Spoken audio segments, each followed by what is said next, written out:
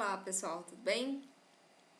Hoje eu gostaria de trazer a temática da ideia de individualismo, mais especificamente a sua relação com o pensamento social do século XIX.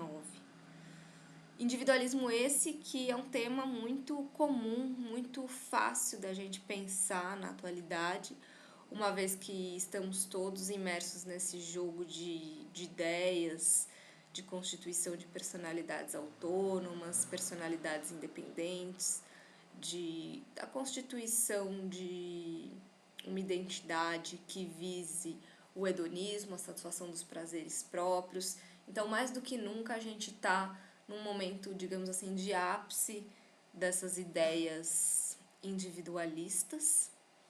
E por outro, a gente tem a ressonância de um pensamento do século XIX que até hoje está presente, que mostra a força do pensamento durkheimiano, que é a questão da coesão social, né? Apesar de cada um estar muito preocupado com seus interesses individuais, em satisfação dos seus prazeres, em buscar viver as suas vidas e constituir personalidades e identidades, digamos assim, autônomas e autênticas, totalmente diferentes umas das outras. Essa é uma semente que foi plantada lá no século XIX, a partir da ideia dos individualismos, juntamente com a ideia da coesão social, da ideia de que estamos todos unidos de alguma forma e submetidos a algo maior que faz a sociedade ir para frente, ter a sua continuidade. E Émile Durkheim é um dos pensadores-chave nessa discussão, que inauguram essa ideia da importância e até supremacia, digamos assim, da sociedade perante os indivíduos. E eu gostaria hoje de falar um pouco como que ele lida com essa questão, lidou, na verdade, né, com essa questão do individualismo. Bom, o individualismo, ele surge, então, justamente no século XIX, muito presente nesse debate que estava ocorrendo na época, em que a gente via ou se observava uma transição do mundo tradicional, da importância da religião, das tradições, da família, em direção a uma sociedade moderna na qual tudo isso acabaria se diluindo em prol de uma visão mais, digamos assim, valorizada do indivíduo, da liberdade individual. Lembrando aqui novamente, fazendo as ressalvas de que isso era pensado principalmente para os homens. Então, mulheres muitas vezes escapavam, estavam fora dessa questão de autonomia individual e até da ideia até a própria ideia de indivíduo, ela é vista com ressalvas quando se fala da questão feminina. Mas, enfim, vamos fazer as devidas considerações e pensar de uma maneira mais geral agora.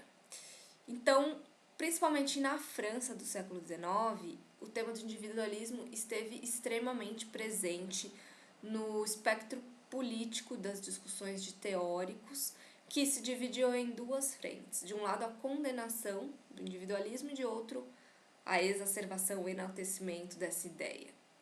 Por quê? Porque aí também estavam em jogo as brigas, as discussões, as disputas pelo significado do que aquela sociedade estava virando, o que a sociedade europeia, francesa da época estava virando, para onde que ela estava caminhando. E aí entram em embate duas forças muito claras, né? Por um lado, os conservadores, os antigos, os senhores feudais, toda a herança, que condenavam o individualismo, né? Falavam que esse sentimento, essa noção trazia cada vez mais uma destruição da sociedade, gerava solidão, melancolia, ansiedade. E, por outro lado, a nova burguesia, né? A corrente liberal, que se colocava totalmente favorável à liberação do indivíduo dessas amarras, até porque para se estabelecer a burguesia precisava realmente se libertar dessa questão e se colocar como independente dessa questão dos tradicionais. Então, essa corrente já valorizava a liberação do indivíduo e a quebra com os laços sociais tradicionais. Então, para os conservadores, a gente tinha um problema, que era o problema da dissolução social. E o individualismo era visto justamente como, as pessoas estão isoladas, então isolamento social, moral, político. Enquanto para os liberais, o indivíduo e sua individualidade constituíam as aspirações morais e políticas em pauta. O indivíduo, para eles, seria a única realidade tangível a partir da qual tudo emana e para a qual tudo retoma. E Durkheim, como é que Durkheim se coloca diante dessa questão? Ele fica ali, em cima do muro. Ele vai ter um lado mais conservador, que a gente vai mostrar aqui, e também não vai condenar, de certa forma, o individualismo. Ele vai se apropriar dessa ideia e colocar dentro da sua própria teoria.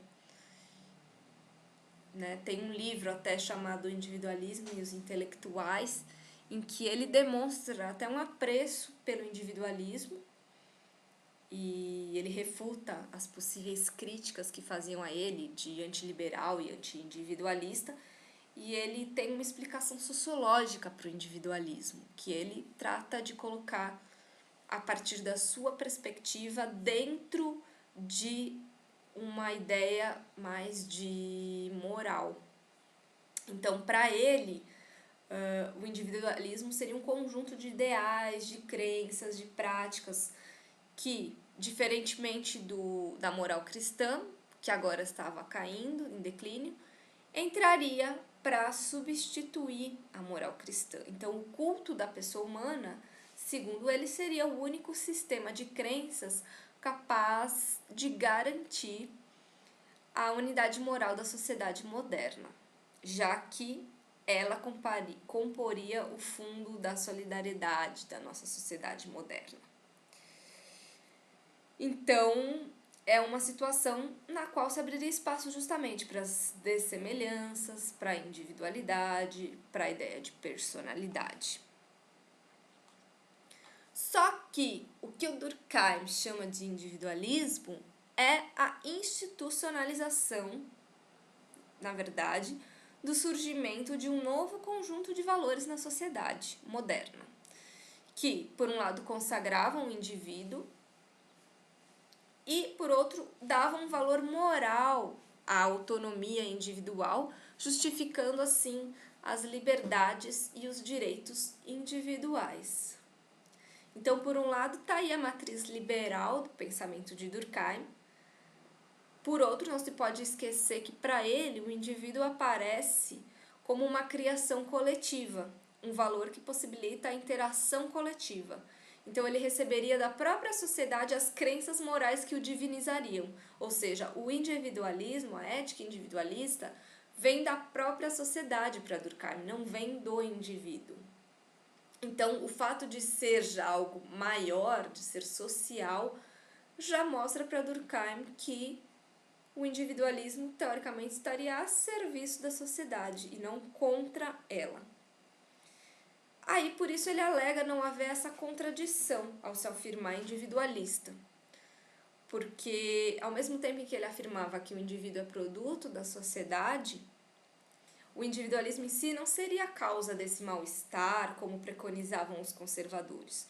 O problema para ele é quando o individualismo está desajustado e chega ao ponto de ser um egoísmo, ou seja, para ele o domínio das paixões, das vontades individuais, que ele vai discutir melhor na obra dele do suicídio, ao falar do suicídio egoísta.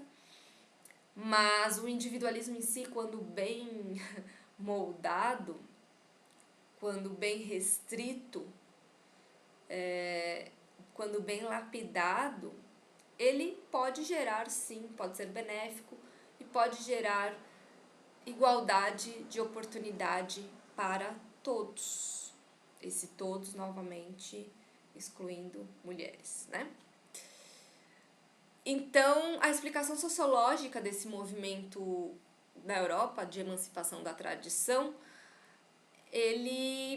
o Durkheim vai enxergar com bons olhos, mas sempre apelando para uma noção de regulação, de autoridade, de disciplina, sendo aí então que ele esbarra na questão conservadora. Por isso que ele fica meio que em cima do muro com essa questão do individualismo. Anos depois, a gente sabe, né, que Michel Foucault, ele vai olhar para a sociedade moderna e vai mostrar como toda essa questão de obediência às regras, institucionalização das normas, disciplina, rotina, importância da repetição sistemática de determinados hábitos, acaba conformando o sujeito moderno enquanto uma subjetividade assujeitada, digamos assim. Sendo que Durkheim afirmava que tudo isso seria tarefa da sociedade mesmo, né? Incutir nos indivíduos o bem para que eles se afastassem do mal, como? Através da socialização. E o que seria a socialização? Obedecer regras, ter determinados valores, seguir determinada moral. Então, a questão da autoridade, da importância do respeito à autoridade, à regra, da disciplina, na constituição do indivíduo, importância de ter um hábito sistematicamente repetido, que geraria, segundo ele, a moderação dessas paixões, que geraria um egoísmo, e o gosto pela regularidade acabaria servindo de freio à anarquia que poderia ocorrer de desejos insaciáveis, né, de desequilíbrios mentais. Então, tudo isso seria condição para Durkheim para a liberdade e para a felicidade. E quase que um século depois, Foucault vai mostrar como tudo isso foi uma construção social. Na verdade, não é algo que pairava sobre os indivíduos. Foucault vai mostrar, de fato, historicamente, como isso ocorreu, a partir de que elementos físicos palpáveis que transformou, né, a partir de determinadas instituições e seu modo de funcionamento, transformou um sujeito que era uma coisa, na Idade Média, num sujeito moderno, totalmente assujeitado, disciplinado e, enfim, dentro dessas engrenagens, digamos assim, sociais. Então, é assim que a noção do individualismo é vista pelo Durkheim, a partir da questão moral, né, que é a forma que ele encontra para conciliar o individualismo com a ideia de superioridade da sociedade perante os seus membros. Então, por um lado, o indivíduo teria liberdade de racionalmente agir, mas ele deveria prezar a sociedade como um elemento e reconhecer a prevalência dessa sobre si. Dito isto, é possível acreditar a Durkheim uma posição favorável ao individualismo? Acredita-se que não, né? Por um lado, porque sua análise expulsa o indivíduo em si da própria explicação. A todo momento ele mostra a superioridade da sociedade. E ele ainda salienta a necessidade de que essa moral individualista esteja sempre aliada a uma disciplina que para ele é o fundamento da liberdade, que até não excluiria a racionalidade, a autonomia da vontade do indivíduo, mas as colocaria subordinadas a um espírito de dever e devoção para com a sociedade.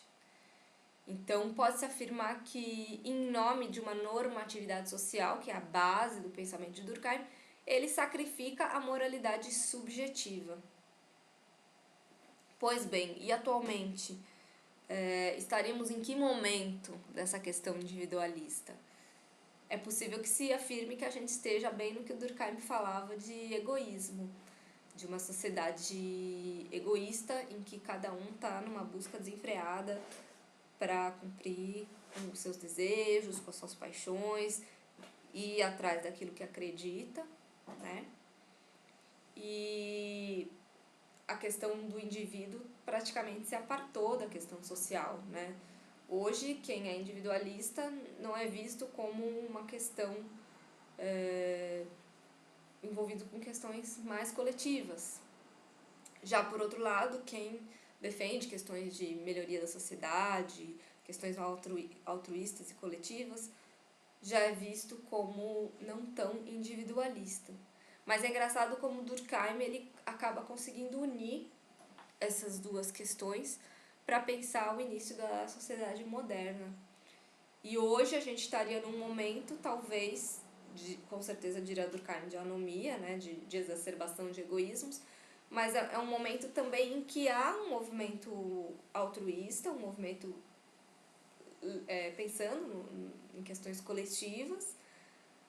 E, por outro lado, a gente também vive uma explosão de um individualismo, de um culto à pessoa, ao corpo, à ideia de uma personalidade única cada vez maior. Então estamos nesse momento aí dúbio, né, atualmente.